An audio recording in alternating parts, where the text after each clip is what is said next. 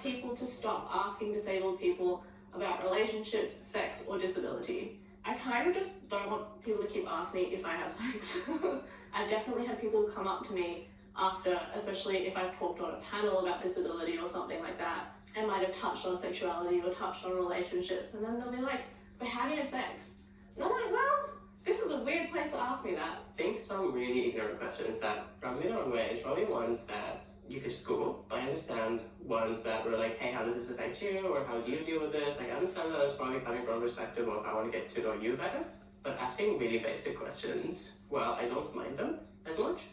So you can probably just Google them. Questions that people ask, if that's about disability or queerness or being Aboriginal, there are always those same questions that come up again and again and again, and it's like, I'm tired.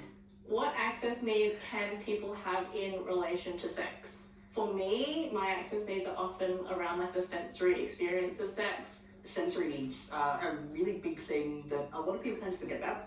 It can be very overstimulating. Not sticky things, not slippery things, or like minimizing those or warning me beforehand and like preparing mentally for those things. Having the ability to move to another space if you need to, immediately get changed or whatever it may be that someone needs to do in order to address their sensory needs can be huge.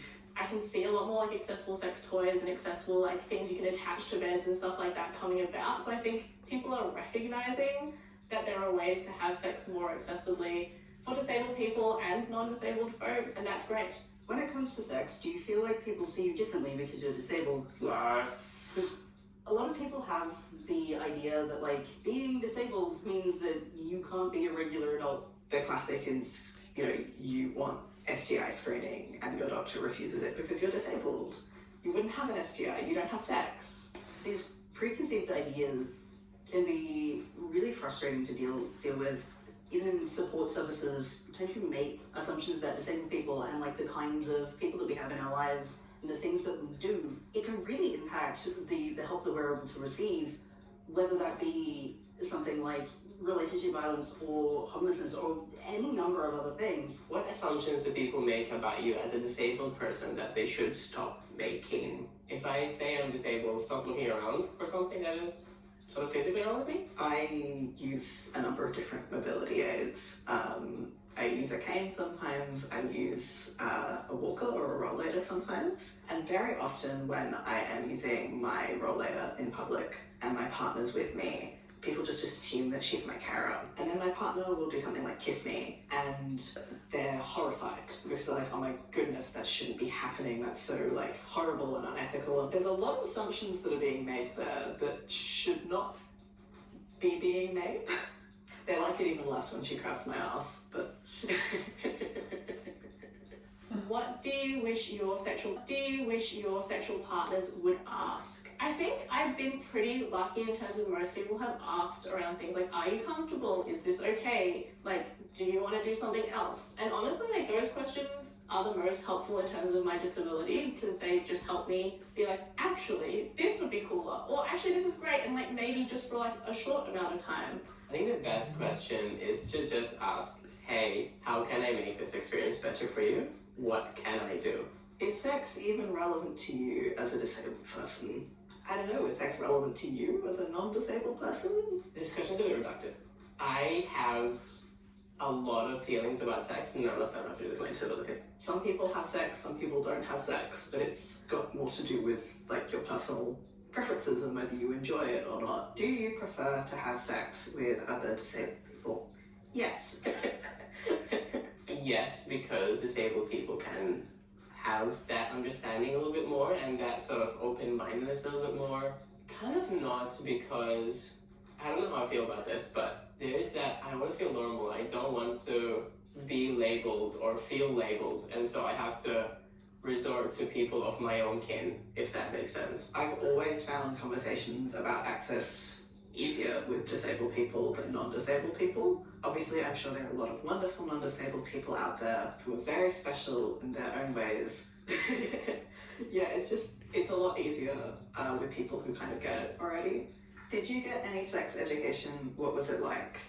We definitely didn't get any education around consent or other aspects of like relationship education, we did get something, which is a lot more than some people get. Most of like my sex ed stuff has actually come from experience as an adult and other people explaining things to me in a way that I can process a lot better than I would have been able to at school anyway. School sex ed was not the most useful of things. It also just wasn't very queer friendly. Didn't apply to me at the best of times, let alone once disability stuff started really impacting my relationships. My mum also like sat me down when I was, I reckon, 8 and told me about periods and stuff like that, and then told me that like sex is a thing that like makes babies, but never explained to me how that happens. It was just like sex makes babies. She was very religious when she was younger. That was actually like a massive feat for her to actually even tell me about sex early on, and she had learned that from another parent friend and like was trying to like break down her own stigmas around sex. What do you wish health professionals would stop doing? I have had psychologists talk about sex when I like don't want to be talking about sex, and they're always like sus around the idea that I don't want a traditional relationship and therefore that has something to do with my mental health. Even though I've explicitly told them like, no, that's just like, I know that about myself, I just don't want a traditional relationship, I don't like traditional sex, those kinds of things. I just find that is not cool because I am explicitly telling them my experience. It's not just the assumption that sex and intimate relationships aren't a part of disabled people's lives. A lot of the time it goes one step back and it's like, well, disabled people don't have a capacity to make decisions, and that's why sex isn't part of our lives. And that's a bigger issue, right? Because then all of the decision making isn't done by you, it's done by whoever they've decided is in charge of you. Can disabled people consent to sex? Yes, absolutely. Oh good God. Yes. Yes, they can. Absolutely. Disabled people can absolutely consent to sex. Disabled people can have sex consensually. Of course, like with all situations, you should ask and get consent and like make sure that that person is consenting to the thing that you're gonna do. Like some people might need more information or might need information in a different way, or they might need like more time to think about what they're consenting to. I know like for me, I've definitely needed like more information than maybe someone else has needed, just because like my own experiences and processing stuff happens on a different timeline. It is so extremely frustrating that so many people seem to have just at some point collectively decided that disabled people can't. Do disabled people masturbate? Yes. They masturbate? Yes. Yes. And they masturbate in all sorts of ways, as does everyone else. Masturbation can be a really good way to understand your own body. It can be a way to understand your own relationship with sex. I personally like toys because they're more accessible, and I remember when I was 18, the only thing I wanted to do was go get a vibrator. That was my goal. The cool thing now is that there are other tools to masturbate with. Like, we're not just hands only kind of thing. You can actually get toys, or you can get pillows, or specific modifications to beds and wheelchairs and walls and showers and everything that can actually support you to masturbate. Masturbation has been a great way to relearn bits of my body that I have not always felt connected to, or like to relearn what it feels like to feel certain sensations or emotions and things like that. Is it okay to flirt with a disabled person? Yes.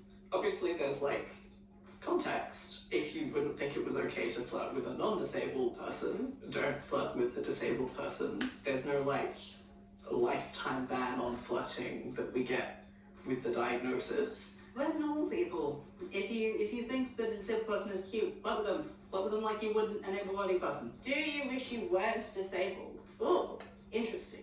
I think like maybe at times, sometimes it just sucks. Like sometimes the world sucks and it like is just gross about disabled people, and sometimes I'm like, dang, most of the time I don't. Like I really like being disabled. I enjoy my life. I enjoy the perspective it gives me. I enjoy like the people I get to connect with because I'm disabled. No, I wish that people weren't shitty. Now that I'm not someone who is read as a high school girl anymore, I mostly get street harassed in relation to disability, which both of those things are gross. I like being disabled. I certainly wish, it was easier to manage some of my conditions, but if someone offered me a cure, I wouldn't take it. Sometimes. frankly, sometimes I wish I wasn't disabled. Sometimes I wish I could just get out of bed. How good would that be? Sometimes I wish I didn't have to worry about my sugar dropping, about my sugar being high. That being said, I accept it. And I think if you are feeling the same way, it's very understandable. I don't wish that I wasn't disabled. More than anything, I wish that society didn't expect me to overcome my disability because they don't want to do anything about it. Accessibility is important, and that's the main thing that is so hard. It is not me being disabled, it is the lack of accessibility.